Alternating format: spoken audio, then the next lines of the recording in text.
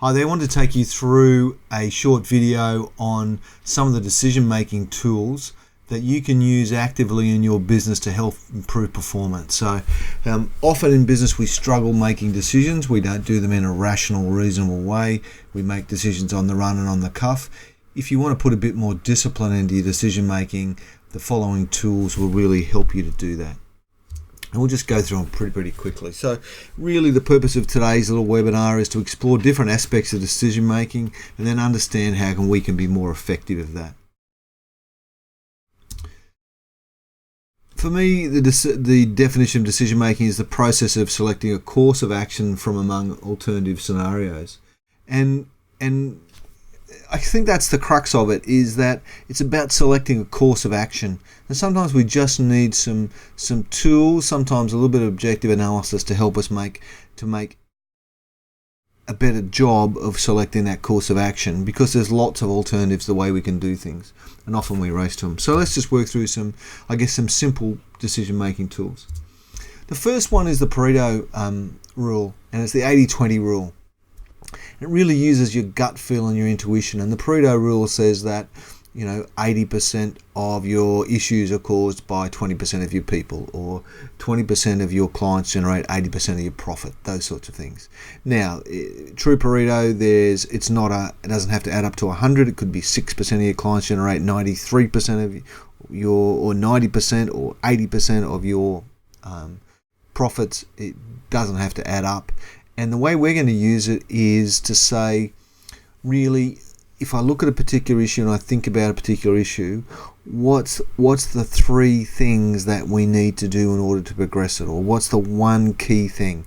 So it's about sifting all the things out and saying, okay, if I look at everything here, what are the three things I need to do? So it's a really simple tool. Okay. Another tool for sort of ranking up opportunities is to look at, you've got a heap of actions or choices you've got to make. You can say, okay, what things must I do? What should we do? What could we do? So it's just that simple: must, should, could. So, it's a great way to rank priorities and put priorities around actions to help you select the ones that you must do. Okay. Again, uses your intuition and your gut feel. Third tool is what we call gap analysis. A really powerful tool. Basically what you do is you brainstorm a series of factors, and then you score those factors from where you are now to where you need to be. Now in this example here, we've shown you two ways of doing that. One way is a graphic way where you put a scale in place and you mark where you are now and where you'd like to be on it. The other is you put numbers down columns. You wouldn't do both, you'd only do one. So what we're looking at is the factors that have the biggest gaps. Okay. Now just remember, with all this stuff, you don't necessarily always have to be the top score. Now you may notice we've used the scale. We used a -5 to +5 scale, where -5 is really low, +5 is really high, and 0 is the average. The reason we use that is because it makes you think about the score. It's an unusual scale for most people to use, and you actually have to think about it, rather than a 0 to 10 scale where you just go, it's a 7, it's a 3, whatever. This one you actually have to think about it. Okay, so use gap analysis as a tool. Where are we now? Where do we need to be? Pick the ones with the biggest gap between the target and the current score. Okay. Methodology: select your factors, score for the now, score for the where, calculate the gaps, pick the biggest gaps, and then do some action plans. All right, so great way to do. Just remember, it's only a tool, so it's not infallible. Really, you're making up numbers or creating numbers, so I call it subjective objectivity. But it's better than just pulling stuff out of the hat. At least you've had to think about things. For more complex issues, the gap analysis is a better alternative to the Pareto analysis and must, should, could.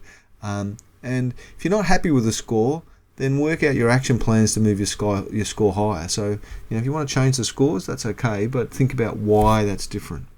So, we've given you a workbook for this little webinar. So, what I'd like you to do now is I'd like you to press pause in just a second and do this exercise.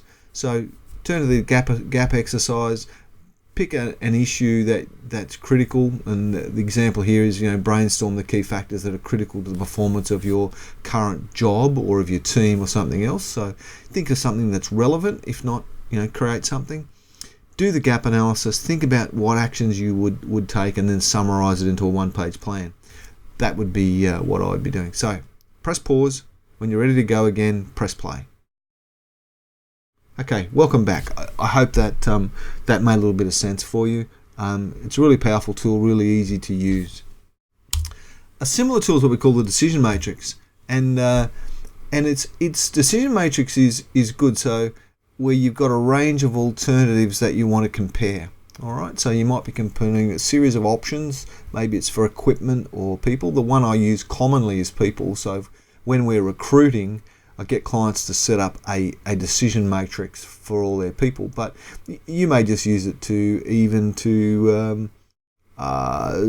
score and rank your staff. So you may assess your staff using a decision matrix. So a really powerful tool. So what you do is you brainstorm the criteria. Okay, so you think about the problem you're trying to look at. What are the opportunities we're looking at? What are the alternatives?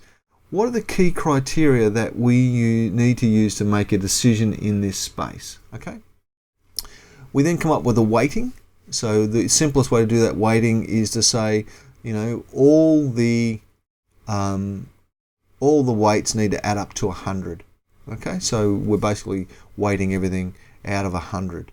Now, there's 4 criteria in this case. If they were equally weighted, they'd all be a score of 25. But we've said profit is rates higher, and so does speed, and brand rates lower. Okay, so we put different weightings on them.